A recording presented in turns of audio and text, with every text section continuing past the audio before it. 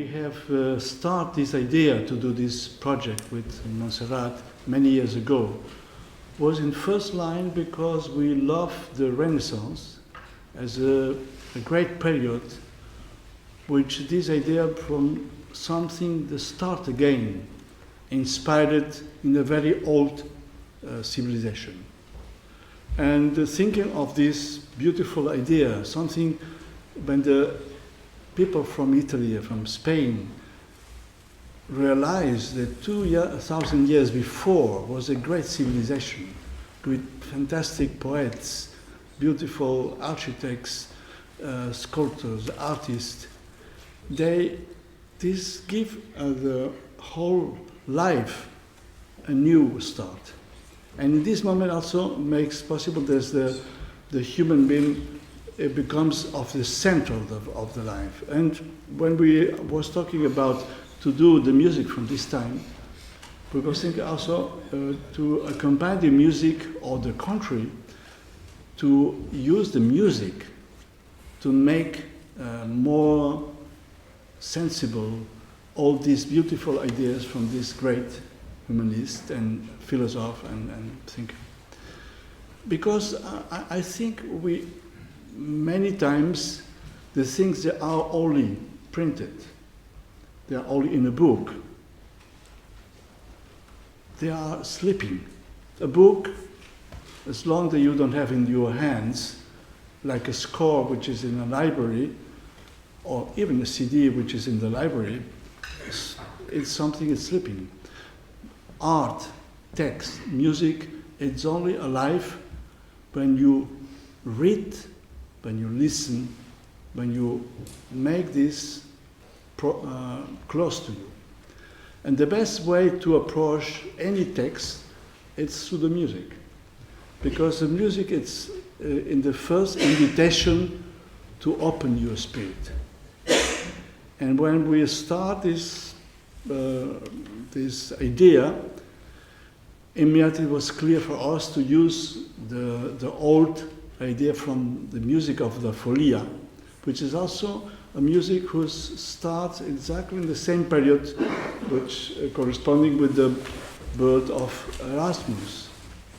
And we also use in many moments to support the text some of these old folias, but play today with new improvisations, with no new variations, in order to have again something inspired in old traditions, but making alive today. I think it's also a fundamental difference between Erasmus and me. I am not a writer, even if sometimes I write to explain the things, but I am a man of action, in the fact I'm every time that I do something I have to practice, I have to play, and it's always something active. Erasmus was a thinker, was somebody who was active in the relationship, but was not one who has go to the place and say stop the war and has not been. Yeah, he was too. I think to intimate and to absorb the thinking. Yeah, and he was a little hypochondriac, very fragile, in fact. And I think one of the things in the end of his life he was disappointed was his not to be able to change the things, not to make the people convinced from his ideas. But still, even if in the time Erasmus had lost this war against the fanatismus, against from these violences, his ideas are incredible moment of the human thinking. And I think the idea to work on Erasmus was a little bit to say, well, if a similar time, after 500 years, we live in a similar time, but in a certain way, I don't know if we go to a Renaissance or we go to medieval age. Because I think we have now, in many aspects of the life today, we go to the darkness, we go to difficult times, and we make an involution, not an evolution, an involution. And for this, I think it's very important to make a contribution, a very small contribution, because I'm very conscious that we do it's a small act. But I think it's important to do this contribution to make the thinking of Erasmus more popular. The work of Erasmus, but in the general world, Erasmus is one book, which is the Emprise of Folly, Éloge de la Folie, which is dominating as a popular piece during centuries. The other works are very important, and we have used some extracts, but the Emprise of Folly is something exceptional, even in the whole literature. And it's a piece of so incredible critical vision of the human being, of all the aspects of the human being, for the more simple to the more elevated. And it's so, I think, except maybe the terrible things that we have lived in the 20th century, in the Second World, with racism and with fanatic extremism. Erasmus make a critic for everything. It's nothing forgotten in this vision of the most difficult aspects of the human being. And I think for this we have choice. We have been conscious. The first idea, what I was suggested, was to use the whole Emprise of Folia. But my commercial person said they disagree.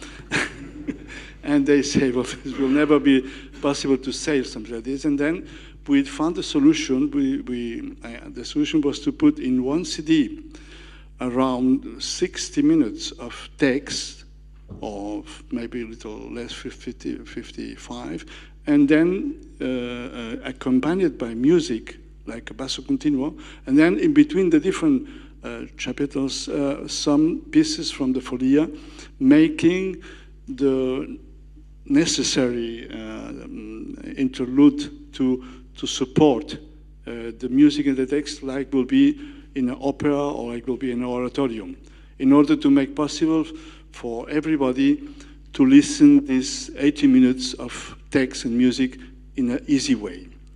And then we chose different text for the second and third CD in order to present the life of Erasmus and the principal moments of this life, and also political situations. And we found for every moment the appropriate music, and this is then the second and third CD. We start not in the date of the birth of Erasmus, but a little earlier. We start with the fall of Constantinople from the Ottomans.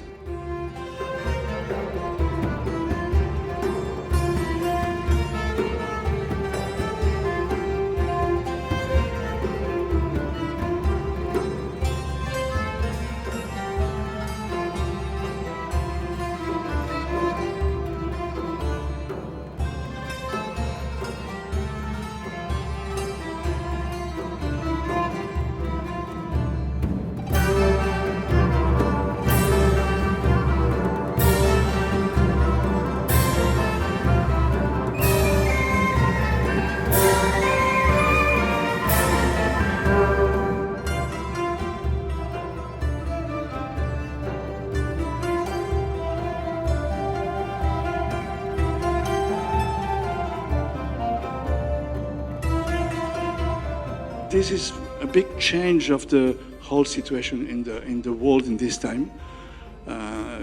Constantinople was the capital of the Orthodox Christians, and was a very important part of the Christianity. And this conquer has changed the balance, and the Ottomans, the war of the Ottomans against the Ottomans, it was one of the obsessions of the Christian world during the whole life of Erasmus.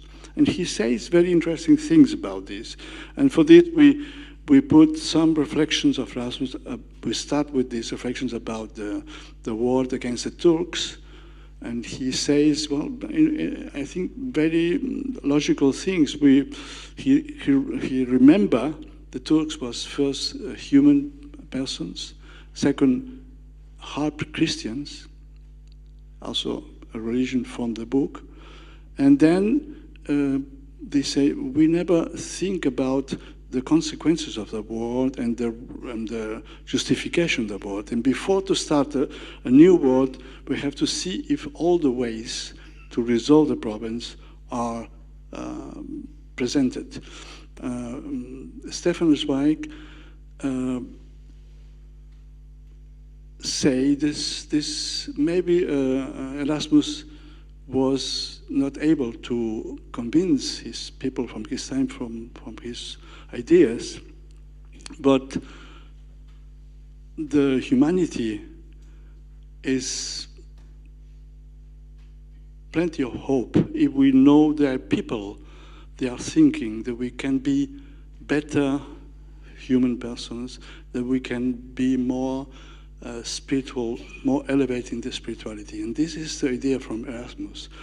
The hope that in this world we can make progress and be every generation more human and more spiritual. It is a lot of hope. It is, still we are all alive. And I think we have to be conscious in the whole history of the humanity, there are terrible things, always. 5,000 years with wars and wars, and today we live in a very special period. We have the most fantastic technology, the most important advances in medicine and everything, and there's so many wars in the whole planet as ever was. Today, at this moment, we have in the world 36,000 million people, refugees from conflicts. Never was so big. There's no many reasons to be optimistic if we think the reality. But I think one of the beautiful things by the human being is we can change the things. I think this is one of the qualities of every human person. And I feel myself, I believe in the power of music. I believe in the power of art. I believe in the words of the idiot in the novel from Dostoevsky, who tells the prince has said, beauty will save the world. I think it's maybe hard to think like this, but if we think the world, we can change each from us. We cannot wait the world will be saved by Obama or by even a politician. We can save the world if everybody from us change the things in his life, in his family, in his city, in his country. Only if everybody is active in changing things. And I think I have a responsibility because I have the big privilege to do a beautiful work with music. I have the privilege to produce books like this. And I think when you have privilege, you have responsibility. And my way to contribute a little bit to this, be conscient, is to these things. You know, the best, le pire ennemi, what do you say, the worst enemy of the human, it's the ignorance and egoism. And I think all that we can do to tell the people what is life, what are the things, to learn the people, it's important. And the first thing that we have to learn, the people, is la compréhension, the understanding. Without understanding, there's no possible any dialogue, anything. And then think music and thinking are the first elements to open a new way, to make bridges. And this project it's something very simple, to enjoy the music, and through this pleasure to listen to music, to listen to this nice text. The music is an excuse to open your and to listen and to think about. But you will see the music will make you more open.